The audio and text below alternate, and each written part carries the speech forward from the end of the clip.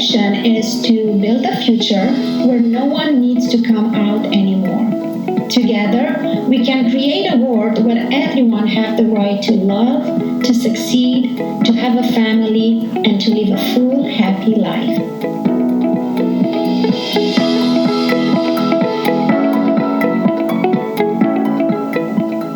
Welcome back, everyone. Our guest today is Tamara. Welcome, Tamara, and thank you for accepting my invitation. Yeah, absolutely. Let's start with introducing yourself. Sure. My name is Tamara Smith. I am the owner and founder of thegrievingmind.com. I am a grief and transition coach. That's my secondary business. My primary business at this time is I do applied biomechanics for a major industrial supply company here in Los Angeles. So I basically run a health and wellness program for all of the warehouse employees at this facility. I've been operating for 8 years there now. Wonderful. So who is your client? Were those clients that were in major life transitions. They were transitioning into a new job. They're getting married. They were about to have a baby or they just had a baby. Some of them had just lost their spouse or they're moving into retirement and big life changes. Mm-hmm.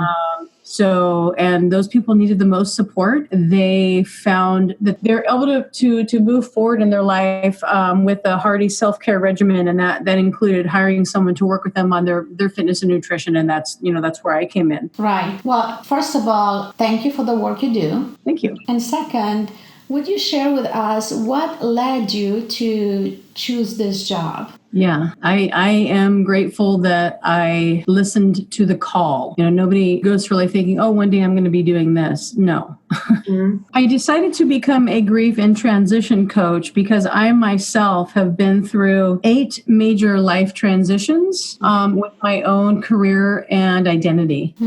That's pretty much why I decided to take on this work, because I've had so much of myself and my own life. Mm-hmm. So I want to invite you to share with us as much or as little you feel comfortable about how was it like for you growing up? So I was an athlete in high school. I was on the junior national luge team for 4 years, and I had a boyfriend and all that good stuff, Mm-hmm. And all through high school, I heard my father, he couldn't wait to walk me down the aisle. And I always knew that I was never going to do that. I didn't know at the time why, but I always knew that getting married and having children was something that I was completely not interested in. Mm-hmm. I didn't want to follow the path of my mother and every single person in my family. I had been an athlete. I've been traveling the world. I wanted to see the world and do things with my life. And that did not include getting married and having a child or children. Right. So one could say because you are traveling so much, your mind was open and you gained a different perspective than the previous females in your family. Yes, absolutely. So after high school and after I left USA Luge, at the time USA Luge didn't have any money. I knew that we were not going to medal in that sport for another 10 years at least. And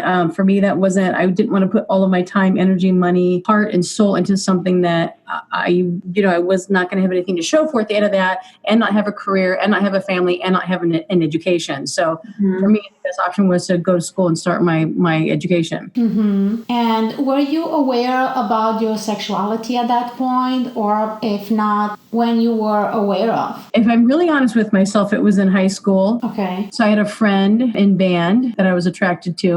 But again, I wasn't aware that that's what it was. I just thought I really, really, really liked this person, Right. Okay. Were you in a little bit in denial about that, or you really didn't know what it is?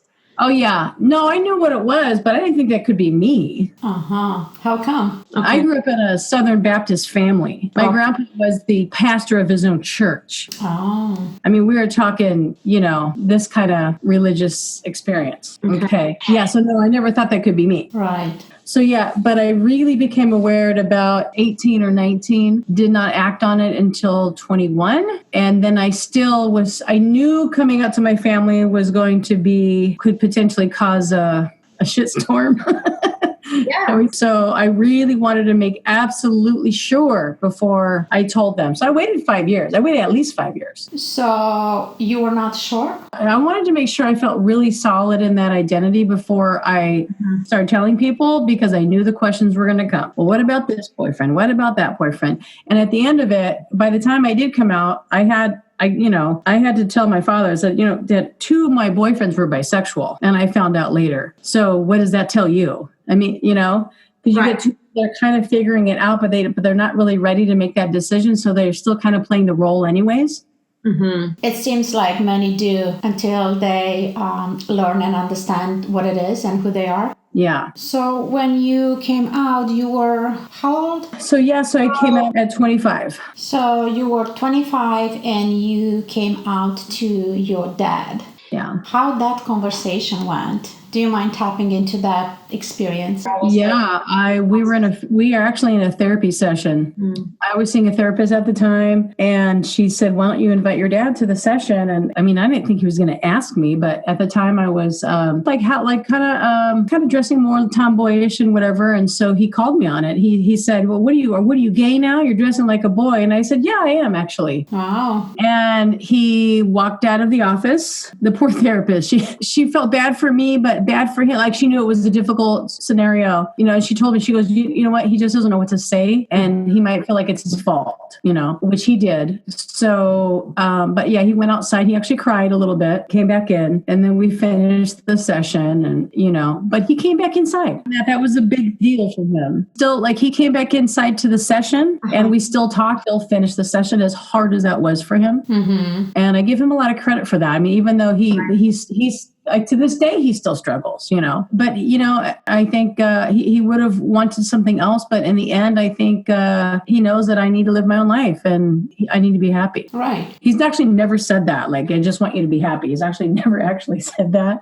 But that's okay, because I do. Mm-hmm. And how your relationship changed after that? Yeah, the relationship was, difficult. He, still struggles. That's the truth. It's been that way for a very long time. I think he was one of these parents that wanted to pop out kids to make a bunch of mini-me's running around, and which is the exact opposite reason why you should have children. Mm-hmm. I think. Okay. He just didn't have any framework for that. He just had this fantasy of what he wanted us to be, and we weren't like that, Mm-hmm. And I want to tell you, as a parent, when my son came out, I needed a minute to replace that cute girlfriend with the cute boyfriend for my son. Yeah.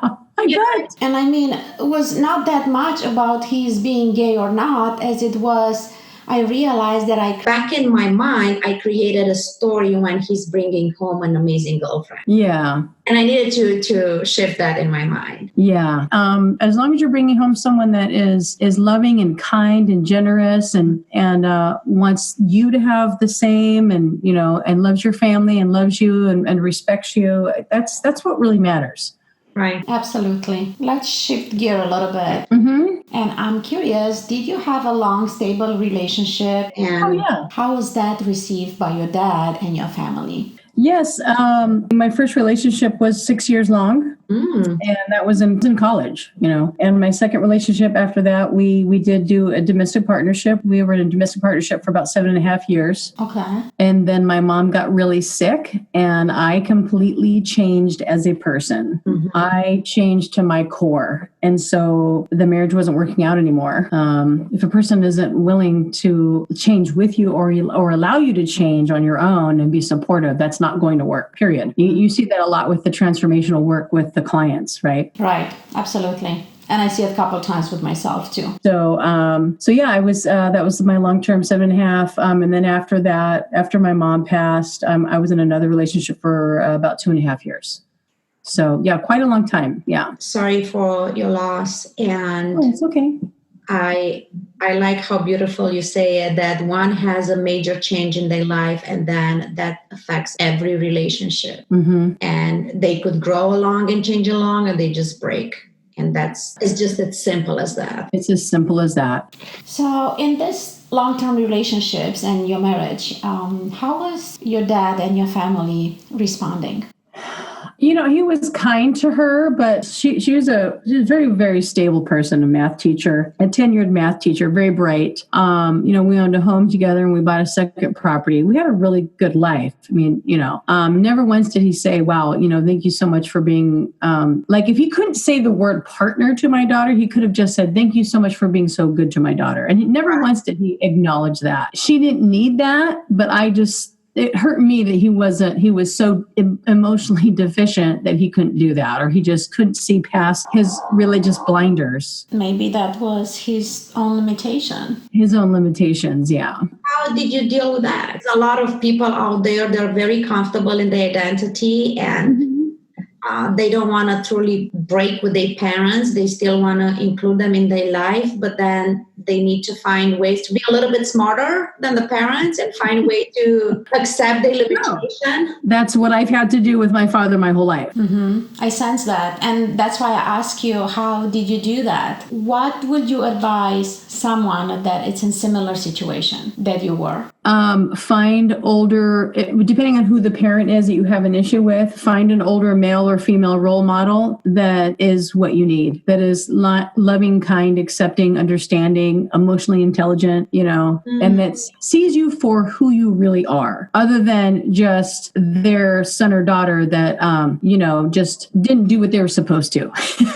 Right. That's actually something that I've taken on in the last 5 years. I've actually gone out into the world and sought out male role models that were incredible, and I found them. I've really, really found them. And I'm really, really happy that I did that for myself. It was a lot of healing that I had to do with that. Spent a lot of years in anger, blame, resentment. So it's been the last probably 5 or 7 years I've been able to do that. I am so happy that you find that. And thank you so much for bringing this new perspective. What a great advice. Like we could find our role models outside of our immediate family. And there's nothing wrong with that. Nothing wrong with that. Yeah. I'm very lucky. I had an amazing, loving mother, like really amazing, loving mother. And my dad's third wife, she's also amazing and just as loving and kind and accepting as my biological mom. So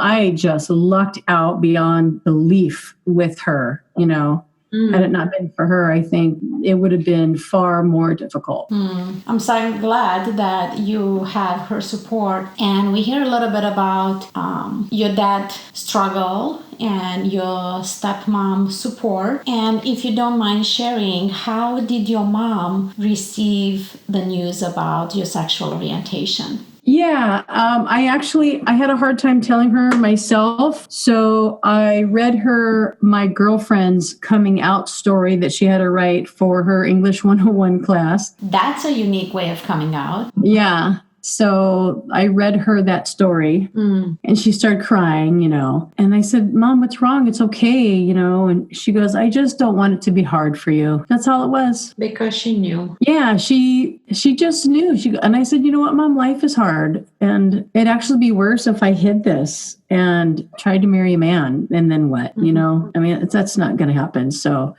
she was very loving and accepting of my partner of 7.5 years. And we spent a lot of time together, actually. Yeah. I'm so glad that you shared that time together. It's just hit me that when you say grieving and transition is something that us as parents go through when our child is coming out. Absolutely. It's a sense of loss. And yeah, you're not losing a child, but you're definitely losing that identity. And the child is going through some level of that process as well.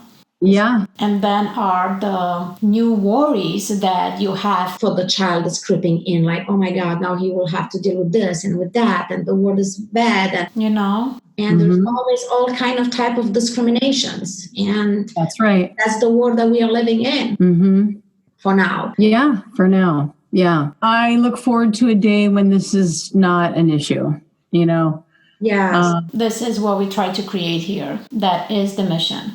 Even 21 years ago when I came out, I was like, this is not a big deal. I prefer peas, not corn. It was so simple. It doesn't have to be this loaded for everybody. Let's stop, Like, I'm not telling you what to do. I didn't tell my father to marry 5 different women.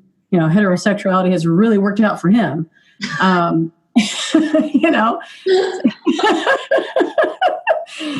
mean, so like, don't tell me who to marry. Like, I didn't agree with all that, Mm-hmm. I like to use a comparison, I mean, it's outrageous that there's still people that think that sexuality and, sexual orientation is a choice. And it's just the first thing come in my mind is like, did you choose to be born with curly hair or straight hair? Yeah. Even in this day when, I mean, a lot happened and a lot changed, and we have the law and we have regulations and all that, there is still people, in their own limited beliefs, and it's only so much we could do about it. What we can do is to embrace, prepare, and love that every generation that is coming in. Yeah. So from a biological perspective, there's like, we're talking a huge range here. Yes. It's not just, male, female, straight, gay, or bisexual. The range is way more than that. Yes. Yeah. The challenge there is people typically push up against what they don't understand. They automatically deny it. Mm-hmm. Like, if it hasn't happened to them, they don't understand. Right. It's a natural fear of unknown. Yeah. And just because you don't understand or you don't know doesn't mean that doesn't exist or that it's not real. Just let it be, Right. I'm not forcing you to eat peas. Right? Exactly. You can have your corn. You can have it. Okay. Absolutely. But yeah, that's a really, that whole acceptance is really a big deal. I think when parents choose to not accept their very own children, that is a breeding ground for shame and a lifetime of pain for that child. Yes. And unfortunately, with high chances of passing that pain to the next generation. That's right. This is how important this is. Because it could be so impactful. So impactful.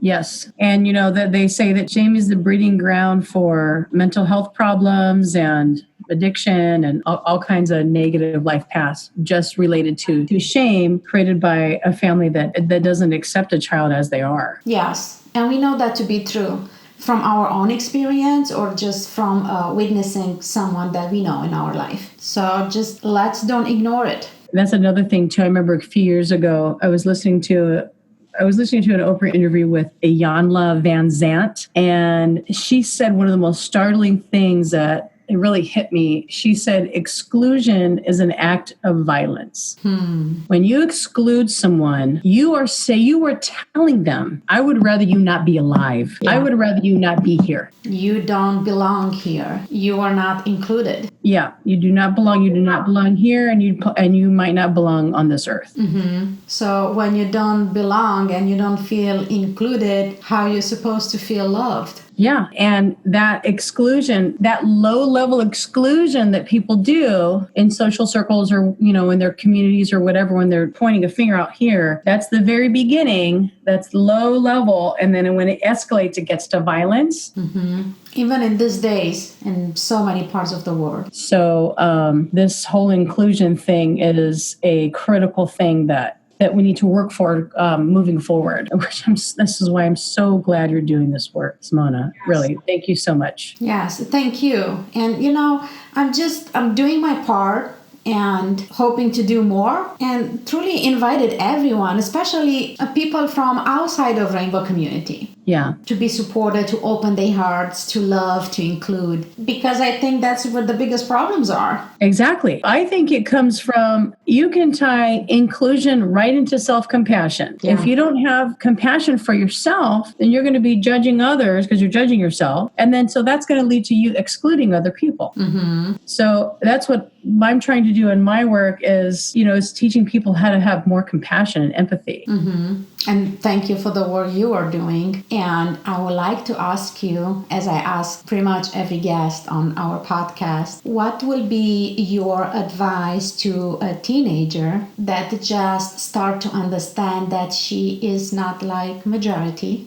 And she is also raised into a family with very strict religion, and she doesn't have the courage to come out because she knows that religiously she's not allowed to be who she is. Yeah.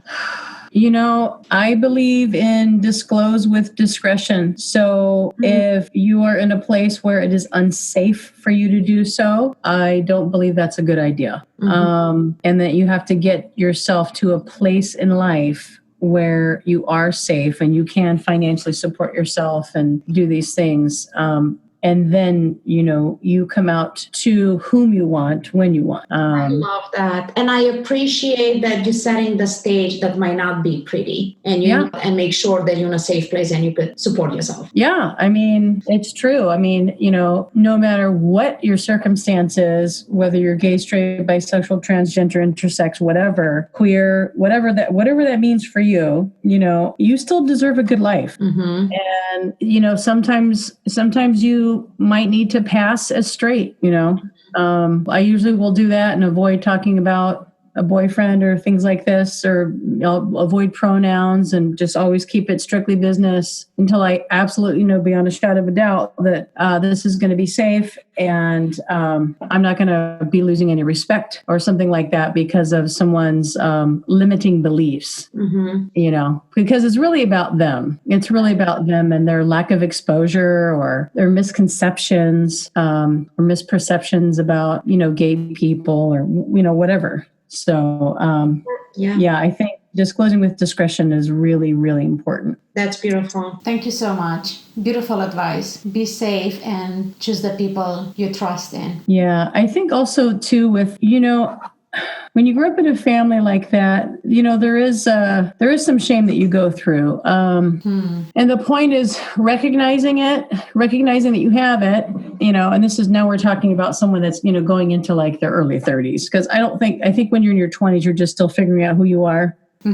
So it's recognizing that you have shame and then releasing it. What I found is, the shame that was pushed on me was my father's shame. That was his, like he felt he did something wrong. And so then that's why I'm this way and whatever, but that's not true. I mean, I don't, going back through my timeline, I was exploring with my female friends in junior high. So I knew much younger than I came out.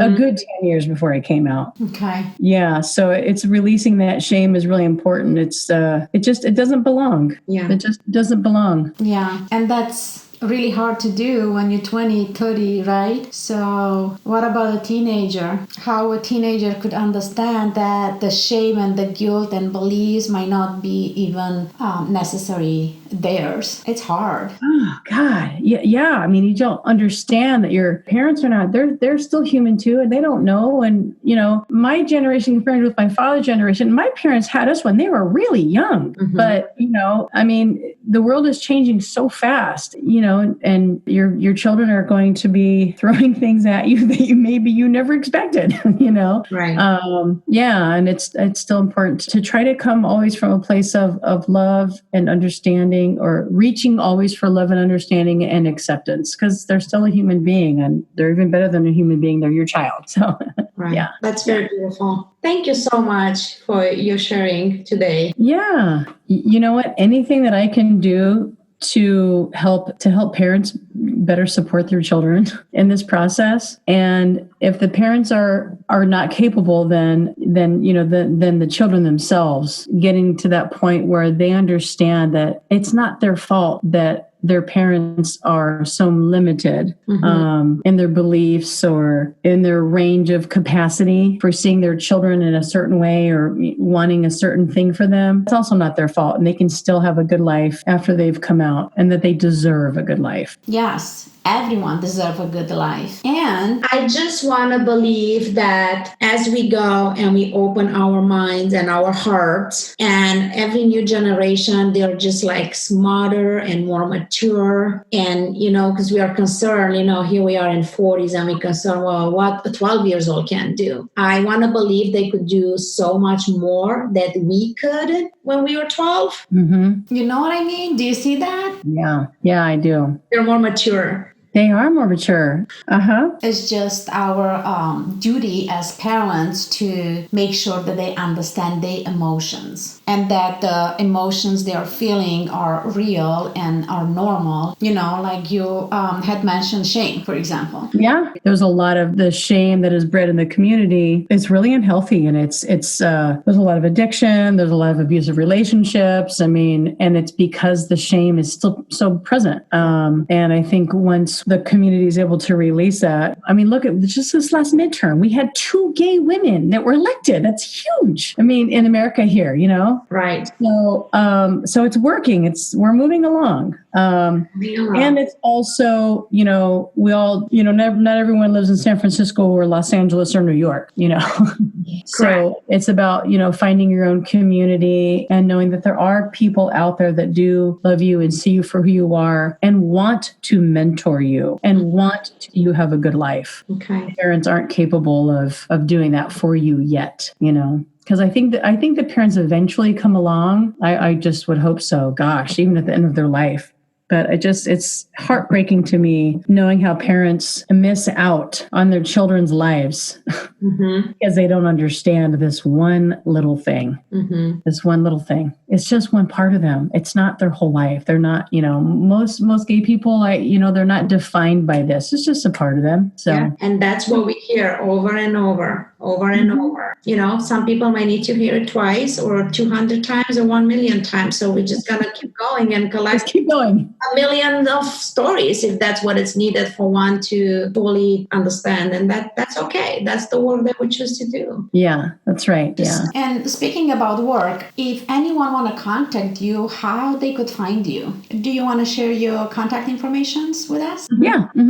They can email me directly at dreamtree412@gmail.com. They can also find my website. It's thegrievingmind.com. I have a website and I am on Instagram also. Okay, got it. So we have your email. dreamtree412@gmail.com. And your website is thegrievingmind.com. Yes. Perfect. Yeah. Thank you so much again. Thank you so much. I cannot wait to have you back here as I decided that you are coming back. That's great. Yeah, absolutely. Such an honor to have met you and to have you here. Oh, thank you so much. Thank you for tuning in to Redefine Family, a Spark Transformation podcast. Feel free to share your story, knowing that your story could change someone's life. We invite you to spread the love by sharing our message with others. And leave your comments at spark@redefinedfamily.com.